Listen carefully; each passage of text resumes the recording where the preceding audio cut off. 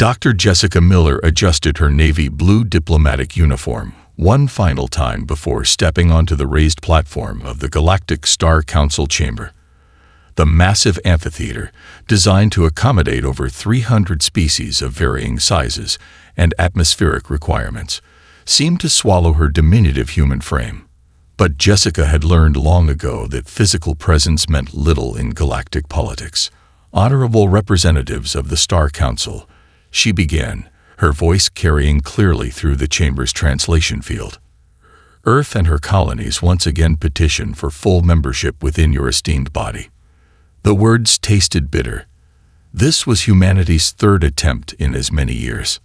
Several council members visibly shifted in their environmental pods, manipulating neural interfaces with tentacles and appendages. They weren't even trying to hide their disinterest. The Moraxian representative was openly playing a strategy game on his neural feed. The crystalline fragments of his body reflected the gameplay across 3 sections of the chamber. Jessica continued undeterred. In the past solar cycle alone, humanity has achieved quantum entanglement communication, developed sustainable fusion reactors, and established peaceful trade relations with 17 spacefaring species. She gestured, and holographic data streams materialized around her. Our scientific contributions. Yes, interrupted Counselor Zixta, his insectoid mandibles clicking in what Jessica had learned was their species' equivalent of a condescending smile. Most impressive for such a young species. However, the Council requires demonstrable evidence of civilizational maturity, not merely technological advancement. Jessica's hand tightened imperceptibly on her datapad. If the Council would review our diplomatic. The chamber's emergency broadcast system flared to life, cutting her off mid-sentence. The holographic displays erupted with real-time footage that made Jessica's blood run cold. The Ktarchi Empire's warships, their distinctive blade-shaped hulls gleaming with weapon fire, descended upon New Montana. The colony's meager defensive shields crumbled under the assault. This is an outrage. Jessica's controlled diplomatic demeanor cracked. The Ktarchi Empire is launching an unprovoked attack on a civilian colony. The Ktarchi representative, a towering figure of chrome and biodefined flesh, rose from his seat. The Empire does not recognize the legitimacy of primitive species' territorial claims. These colonies encroach upon space destined for our expansion. Jessica's eyes darted between council members, seeking any sign of support. She found only careful neutrality and studied indifference. On her council, there are 3 million civilians on New Montana alone. We request immediate intervention under Article 7 of the Galactic Charter, Protection of Developing Civilizations. High Counselor Tyrexol, the ancient Araxian whose species had founded the Council 50,000 years ago, finally stirred. The Council's position on internal territorial disputes is quite clear, Dr. Miller. We cannot intervene in every minor conflict between species. Minor conflict. Jessica's voice cut through the chamber like a blade. They're attacking civilian targets without provocation or declaration of war. Perhaps, Counselor Zixta chittered, if humanity focused more on defensive capabilities rather than rushing to join institutions beyond their current standing, such situations could be avoided. Jessica stood perfectly still as the implications washed over her. The Council wasn't just refusing to help. They were using this attack to justify their previous rejections of humanity's petitions. A slight smile tugged at the corner of her mouth, so brief that none of the aliens would have recognized its significance even if they'd been paying attention. Very well. She gathered her materials with precise movements. Humanity acknowledges the Council's position. We will handle this situation according to our own methods. As she turned to leave, High Counselor Tyrexol called out, Dr. Miller, the Council recommends compliance with Ktarchi territorial demands. A young species such as yours cannot hope to resist an empire of their technological sophistication. Jessica paused at the chamber's threshold. You're right about one thing, Counselor. We are young. She looked back over her shoulder, meeting the High Counselor's compound eyes. But you've confused youth with weakness. That's a mistake the Karchi will learn to regret. The chamber doors sealed behind her with a soft hiss, leaving the council to their deliberations. None of them noticed her activating her quantum communicator, sending a single encoded message. Maidenaichiti Pro Tokyo Golo authorized. Admiral Jack Thompson stood before the curved window of Earth Fleet Command, watching Houston's skyline shimmer in the evening heat. The quantum message from Dr. Miller still glowed on his retinal display. Maidenaichiti Pro Tokyo Golo authorized. They took the bait, he murmured, his weathered face reflecting in the reinforced glass. Behind him, Colonel Marcus Rodriguez was already activating the command center's classified protocols, his fingers dancing across holographic interfaces. Approaching 3 hours since the Karchi attack, sir, Rodriguez reported. Their media networks are broadcasting victory celebrations. The Council's official channels are recommending immediate surrender to minimize civilian casualties. Thompson's lips curved into a tight smile. How's our social media blackout holding? Complete digital darkness across all colonial networks as planned. The Karchi think they've knocked out our communication infrastructure. Their intelligence officers are probably patting themselves on whatever passes for backs in their species. The Admiral turned from the window, his face illuminated by the soft blue glow of tactical displays. The command center hummed with controlled activity as officers executed the protocols they'd rehearsed for years. Nobody showed panic or despair, just practiced precision. Colonel, initiate Phase 2. Contact Ghost Fleet Command. Rodriguez's fingers flew across his console. Deep beneath the Rocky Mountains, in bunkers shielded from every known form of detection, humanity's real fleet stirred to life.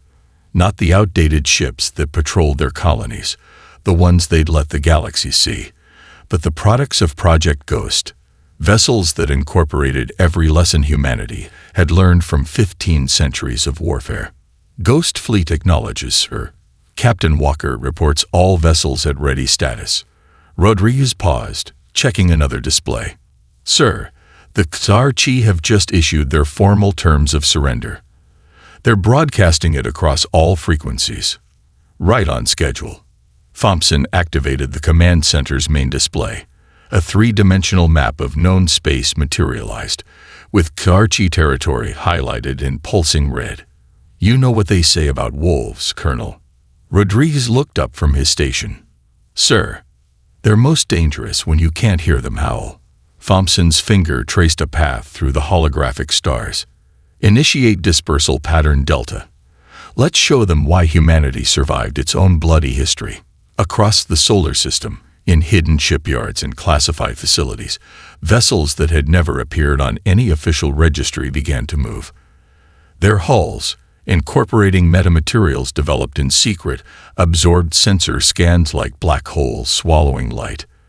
Their drives, based on principles humanity had carefully kept out of their public research, left no trace in subspace. Ghost Fleet reports successful dispersal, Rodriguez announced. All ships maintaining quantum silence as per protocol. The Karchi Early Warning Network shows no signs of detection. Thompson nodded, checking the tactical clock. In 12 hours, the first Ghost Fleet vessels would reach their designated positions throughout Karchi space. In 24 hours, the empire that thought itself superior would learn why humanity's diplomatic overtures hadn't been acts of weakness, but of mercy. Sir, Rodriguez called out, we're getting reports from our embedded observers. The Council is convening an emergency session to discuss the human situation. They're debating whether to send peacekeepers to oversee our surrender. Let them debate. Thompson's eyes tracked the Ghost Fleet's projected movements across the tactical display. By the time they reach a decision, there won't be much of an empire left to peacekeep. He turned to face his command staff, each officer standing ready at their station. Ladies and gentlemen, humanity tried playing by their rules. We extended the hand of friendship 3 times. Now they'll learn why Earth's history books are written in blood. The command center hummed with quiet determination as humanity's true fleet slipped through the darkness between stars. carrying with them the collected wisdom of countless terrestrial wars. The Xarchi celebrated their easy victory, unaware that they had mistaken humanity's patience for weakness. In the shadows of space, the wolves began to hunt. Lieutenant Amanda Ghost Walker stood motionless in the command center of the U.S. Shadowblade, watching the massive Xarchi Fortress station through quantum-enhanced view screens. The station's defense grid pulsed with energy, its automated systems scanning for threats, but not in the right spectrum. Not where her ship waited, cloaked in technologies the Xarchi had deemed theoretically impossible. "Status report," she whispered, her voice barely disturbing the hushed atmosphere of her bridge. "Their cyber defense systems are exactly where Kevin predicted," her XO reported, gesturing at the holographic overlay. "They're still using quantum-encrypted networks. No signs they've detected our presence." Walker allowed herself a small smile. Kevin Zero-Day Mitchell, Earth's notorious cybersecurity expert, had spent years studying stolen Xarchi tech. While the Empire bragged about their unhackable quantum systems, Kevin had discovered their fatal flaw. They'd never considered defending against old-school physical infiltration. "All strike teams report ready, Captain," Lieutenant Santos announced from Tactical. "Marine units are prepped for Zerog insertion." Walker nodded, her eyes fixed on the fortress. The Xarchi had built it to withstand any conventional assault, its outer hull bristling with weapon emplacements and shield generators. They'd never imagined someone would slip through their defenses and attack from within. "Begin Operation Trojan," Walker ordered. "Execute on my mark." The Shadowblade's Special Operations Bay hummed to life.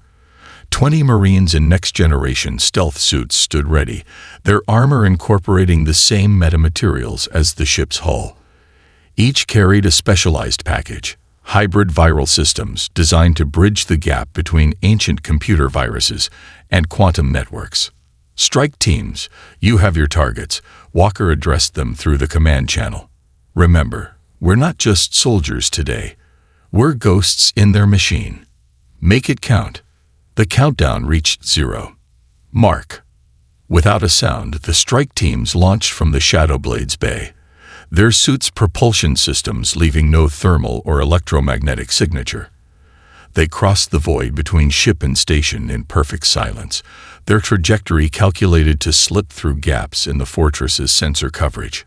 Walker watched the tactical display as 20 green dots infiltrated the station's outer hull through maintenance airlocks, points of entry that the Xarchi considered too small to be threats.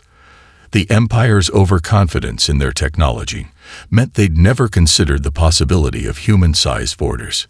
"First team has reached the primary network hub," Santos reported. "Second team approaching secondary systems. No alerts triggered." Walker activated her neural link to the tactical network, watching through her Marine's helmet feeds. The Xarchi security forces passed within meters of the infiltrators, their cybernetic implants blind to the human presence. Kevin's analysis had been perfect. The Empire had optimized their sensors for detecting energy weapons and large-scale threats, never considering the danger of individual infiltrators. "Virus packages being deployed," her XO announced. "Integration beginning in 3, 2, 1. Across the fortress, hidden programs awakened. The viruses, based on principles that predated quantum computing, began to spread through systems the Xarchi had thought impervious to infection. Centuries of human experience in digital warfare, compressed into code that bridged the gap between classical and quantum computing. "Sir," Santos called out, excitement bleeding into his professional tone, "the fortress's command and control systems are compromising. Their quantum encryption it's unraveling." Walker watched as the fortress's defenses began to fail, one system at a time. The Xarchi warriors inside remained unaware, their neural interfaces showing only normal operations while human code rewrote their reality. "All teams, begin Phase 2, Walker ordered.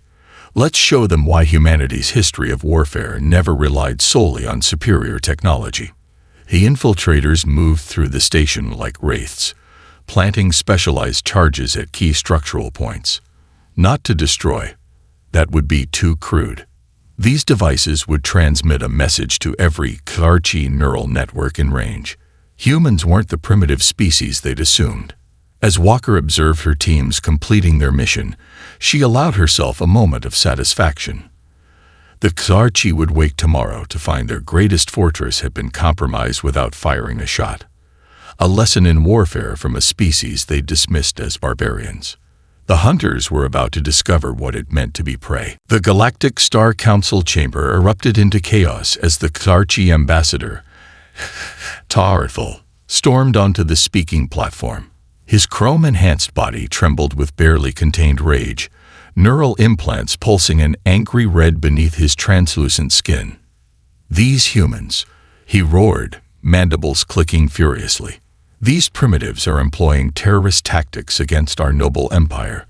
We demand immediate council intervention." High Counselor Tyrexel raised a stabilizing appendage. "Perhaps if you could elaborate on these incidents. Our outposts are going dark. Fortresses failing. Communication networks." Exarthal's rant cut off abruptly as his neural implants activated against his will. The chamber's holographic displays flickered to life, showing classified footage from within HFY space. Captain Michael "Mad Dog" Reynolds appeared on every screen, his scared face and command uniform a stark contrast to the sleek alien aesthetics of his surroundings. Behind him, a single human vessel, the U.S. Nemesis, moved through the wreckage of what had been the HFY's most advanced battle fleet. "Good morning, council members," Reynolds said, his casual tone at odds with the destruction visible behind him. "I thought you might appreciate a practical demonstration of human military doctrine. What you're watching is a recording from 6 hours ago, when my ship encountered the HFY Third Fleet." The council chamber fell silent as the footage continued. The Nemesis, employing maneuvers that seemed to defy physics, systematically dismantled ships 10 times its size. Reynolds' voice continued over the footage. "You see, while we were failing to meet your civilization standards, humanity was studying. We learned from every war in our history. The HFY fleet you're watching. They fought exactly as their tactical computers predicted they should. Predictable. Linear. Dependent on technology they assumed was superior." Zarthal's mandibles clicked in protest. "This is propaganda. No single ship cold. Your neural implants are transmitting this footage directly from your military's secured networks," Ambassador Reynolds interrupted. "You're watching your own classified combat recordings. We didn't need to fake anything." The footage shifted to show the Nemesis executing what any naval historian would recognize as World War II submarine tactics, adapted for space warfare. The ship would appear seemingly from nowhere, strike with devastating precision, and vanish before the HFY's automated systems could lock on. "Humanity spent centuries fighting itself," Reynolds explained, his voice taking on a lecturer's tone. "We learned warfare doesn't depend on having the best technology. It's about understanding your enemy, adapting your tactics, and never, ever fighting the way they expect you to." Several council members shifted uncomfortably as the implications sank in. The Moraxian representative's crystalline body had dulled to an anxious gray. "Your mighty empire," Reynolds continued, "built its military doctrine around technological superiority.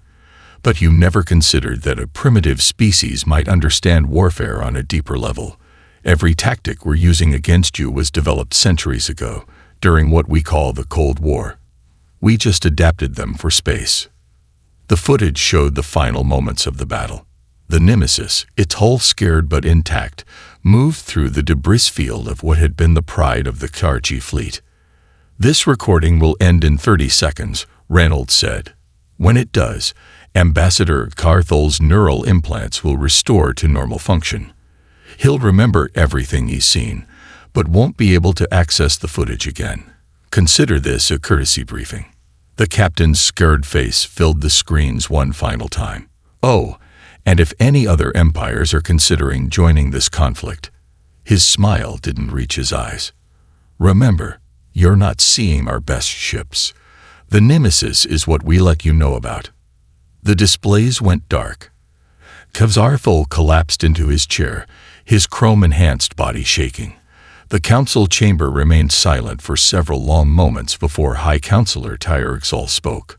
"Perhaps," the ancient alien said carefully, "we should reconsider our definition of technological sophistication." In the shadows of the chamber, Dr. Jessica Miller smiled. The game was changing, and humanity had just revealed its first real piece on the board. Major Lisa Cipher Anderson stood in the heart of Project Blackout, surrounded by holographic displays showing the status of every Khazar-Chi neural network across their empire. The underground facility, buried deep beneath the Antarctic ice, hummed with the power of quantum computers that had never appeared in any official registry. "Timeline?" she asked, her fingers dancing through the air as she made final adjustments to their cyber weapon. Dr. James Norton, her chief systems architect, checked his displays.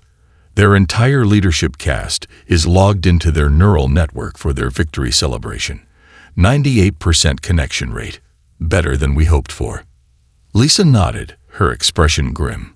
The Khazar-Chi's greatest strength, their universal neural connectivity, was about to become their ultimate weakness. Begin Phase 1. Let's show them why Earth's darknet wars made us paranoid about cybersecurity. Across the Empire, imperceptible changes began rippling through the Khazar-Chi's quantum networks. The viruses, designed by Lisa's team after years of studying captured Khazar-Chi tech, moved like digital predators through systems their creators had declared impenetrable.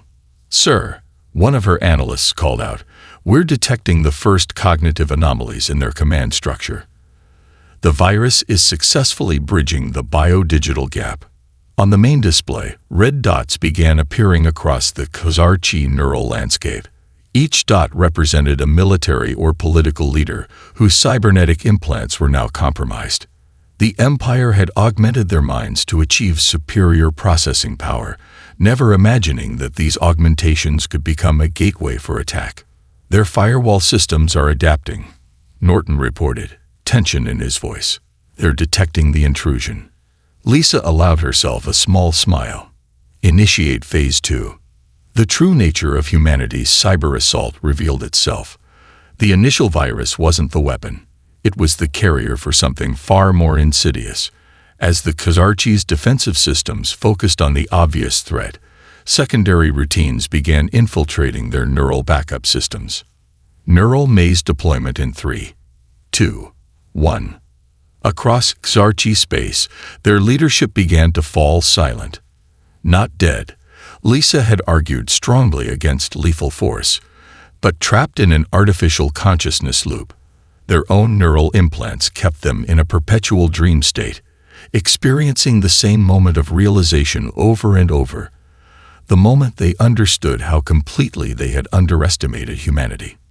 "Status report," Lisa commanded, watching the cascade of effects across their displays.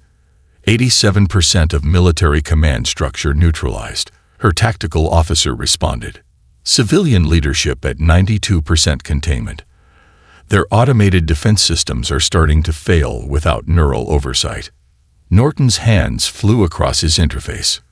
They're attempting a system-wide restart, trying to sever all neural connections simultaneously. "Too late," Lisa murmured. Execute Phase 3. The final stage of their cyber assault unfolded.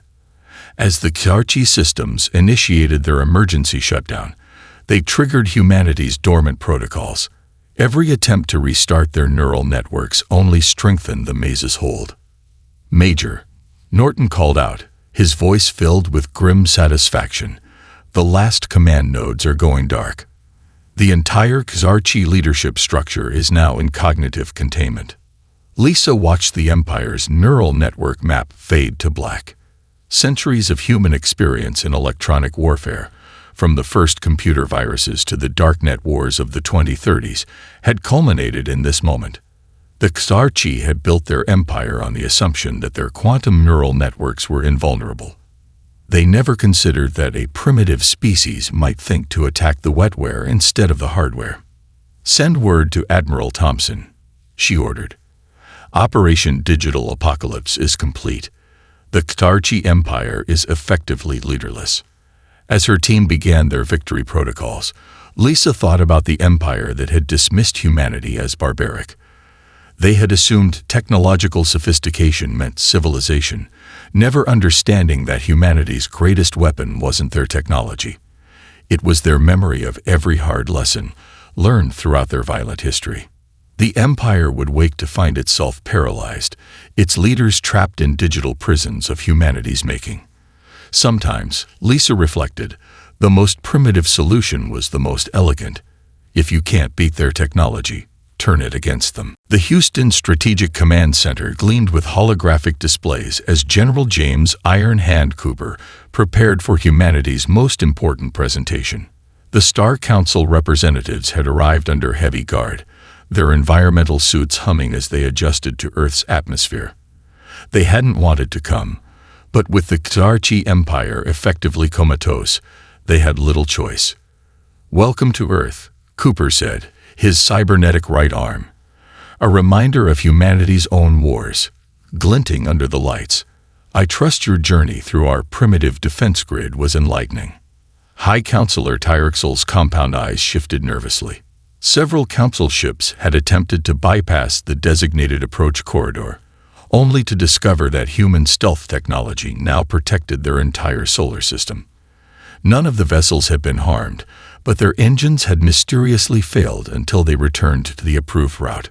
"General Cooper," Tyrexel began, "the Council demands an explanation for this unprecedented attack on a sovereign empire." Cooper's laugh held no humor. "Unprecedented, like the unprovoked attack on our colonies." He gestured, and the room's displays came to life, showing footage from multiple operations simultaneously. "But you want an explanation. I'll give you a lesson in human military doctrine."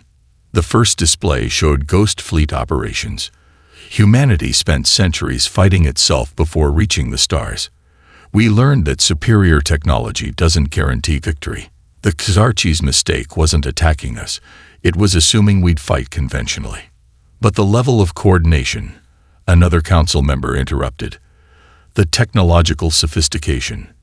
We showed you exactly what we wanted you to see," Cooper replied, switching displays to show the Antarctic Cyber Command Center. "While we petitioned the Council, we studied every species' military doctrine, every technological weakness. The Ktarchi thought their neural networks were unbeatable. They never considered we might have centuries of experience in electronic warfare." The displays shifted again, showing the systematic dismantling of Ktarchi defenses. Every tactic we employed was developed during Earth's Cold War era or earlier. Submarine warfare adapted for space. Guerrilla operations scaled for stellar distances. Cyber attacks evolved from primitive computer viruses. We didn't need to invent new strategies. We just needed to understand our enemy's assumptions. Tyrexel's appendages twitched. "The Council cannot allow such devastating weapons to..." "To what?" Cooper interrupted, his cybernetic hand clenching. "To exist. You didn't seem concerned about devastating weapons when the Ktarchi attacked our colonies. The difference is, we didn't build superweapons. We just applied human ingenuity to space warfare." The room's displays converged on a single image. Earth, surrounded by its now visible defense network. What had appeared to be a primitive planetary system was revealed as one of the most sophisticated defensive grids in known space. "Humanity tried diplomacy," Cooper continued, his voice hardening. "We approached the Council 3 times, seeking peaceful cooperation. You dismissed us as primitives because we hadn't invented everything you had. You never asked why we developed different technologies, different strategies." He turned to face the Council members directly. "The Ktarchi Empire will recover. Their leaders will wake from their neural maze eventually. But they, and you, will remember, humanity doesn't need to match your technology to defeat it. We've spent our entire history learning to overcome superior forces through innovation and adaptation. What are your demands?" Tyrexel asked quietly. Cooper's smile was razor-sharp. "Demand is such an aggressive word.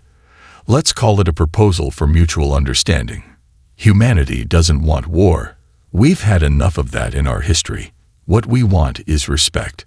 Recognition that different paths to advancement aren't inherently inferior. The displays shifted one final time, showing the document that would reshape galactic politics, the Earth Doctrine. Not a demand for surrender, but a framework for genuine cooperation between species that recognized military power wasn't the only measure of civilization. The choice is yours, Cooper concluded. But remember, you've seen only a fraction of humanity's capabilities. We're primitive enough to fight dirty, but sophisticated enough to win cleanly. Which path we take depends entirely on your response. Dr. Rachel Steele Davidson strode into the council's emergency session, her footsteps echoing through the now-hushed chamber. The same room that had dismissed humanity's petitions weeks ago now fell silent at her approach. Behind her, holographic displays showed real-time footage of the paralyzed Xarchi Empire, a testament to humanity's capabilities. Distinguished council members, she began, her voice carrying the weight of someone who knew she held all the cards. I bring evidence of discussions that occurred in this chamber 48 hours ago. Discussions about containing the human threat.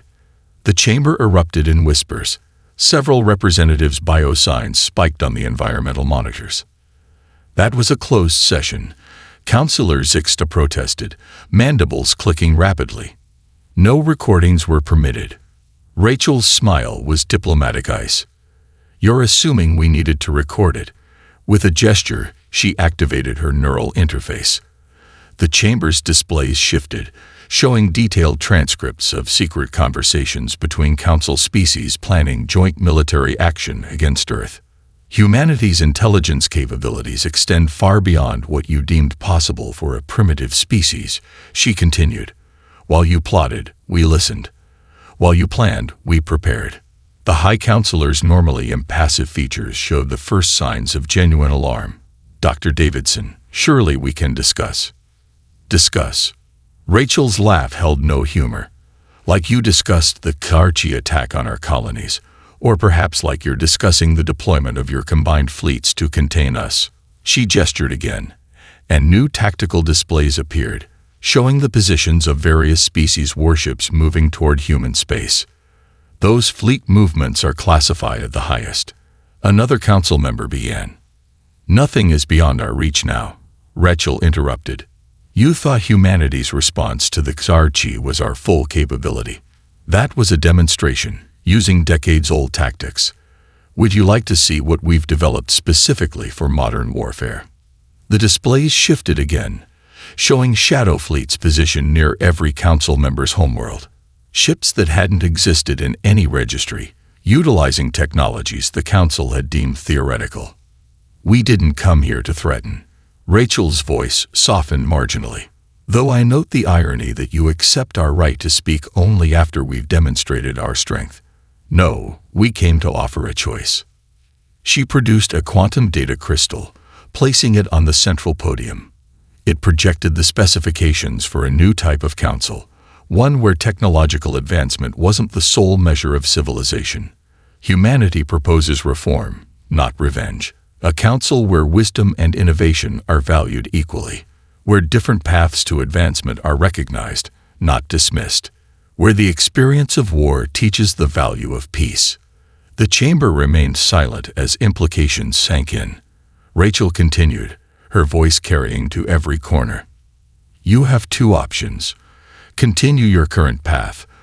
Attempt to contain us, fight us. Prove that we were right to maintain our military capability. Or, she gestured to the proposed reforms. Accept that different doesn't mean inferior. That humanity's unique history gives us perspective you lack, just as your histories give you perspectives we need. And if we refuse? The question came from the shadows of the chamber. Rachel's expression hardened. Then you'll learn why Earth's history is written in blood, and why we worked so hard to find better ways. The Xarchi thought they could dismiss us. Look how well that worked for them. She turned to leave, then paused. You have 24 hours to decide. Choose wisely. Remember, You've seen only what we wanted you to see. The question isn't whether humanity can defeat you. Her eyes swept the chamber. It's whether we'll need to use the weapons you haven't seen yet. As Rachel left the chamber, the Council faced its greatest crisis in 50,000 years. The species they had dismissed as primitive had just revealed itself to be the most dangerous force in known space, not through superior technology, but through the one thing they had never considered: the wisdom earned through millennia of warfare. The galaxy was about to change.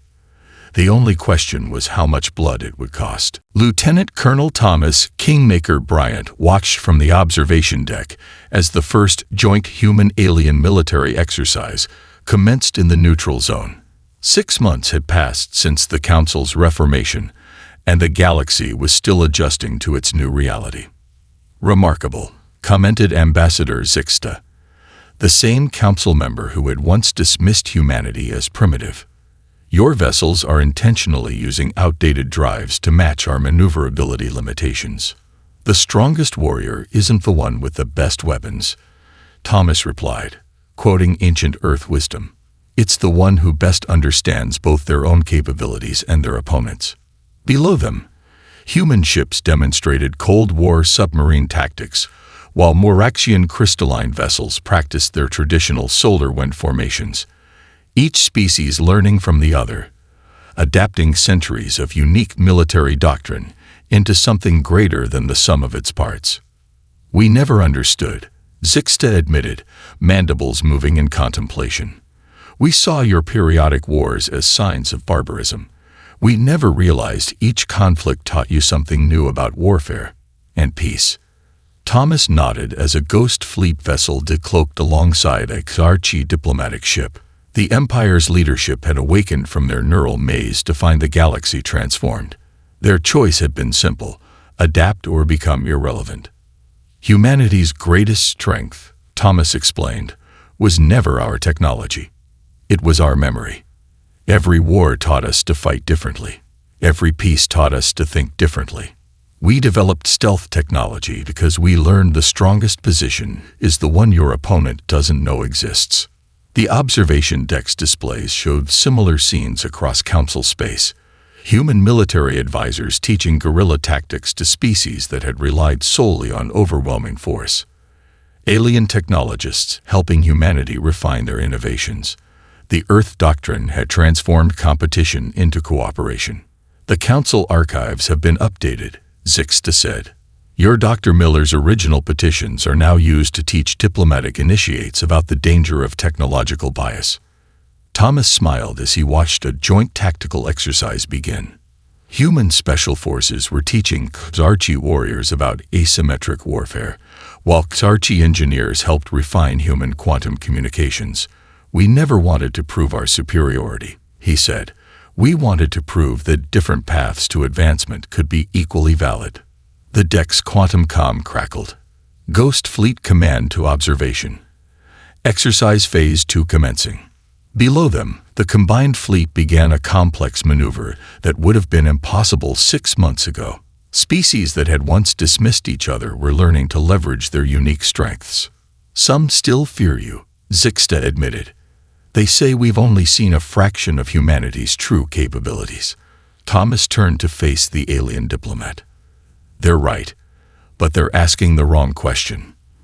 The issue isn't what weapons we're hiding, it's why we choose not to use them. Humanity learned the hardest lesson any species can learn. Just because you can win a war doesn't mean you should fight it." The exercise concluded with a demonstration of combined arms tactics, human stealth technology merging with alien quantum shields, creating defensive capabilities neither species could have achieved alone. "Your people have a saying," Zixta observed. "Those who cannot remember the past are condemned to repeat it. And those who learn from the past can build a better future." Thomas completed the thought. "The galaxy feared us when they saw our strength. They respect us because we showed restraint." As they watched the joint fleet disperse, Thomas reflected on humanity's journey. They had come to the stars seeking peaceful cooperation, prepared for war but hoping for friendship. The galaxy had dismissed them as primitives, never understanding that humanity's greatest weapon wasn't their technology or tactics. It was their wisdom to know when not to use them. The stars stretched out before them, infinite in their possibility. Humanity had proven they could win any war. Now they would prove they could build a lasting peace. Sometimes, Thomas thought, the most sophisticated civilization isn't the one with the most advanced technology. It's the one that remembers every lesson history taught them, especially the painful ones. The galaxy would never be the same, and that was exactly what humanity had hoped for all along.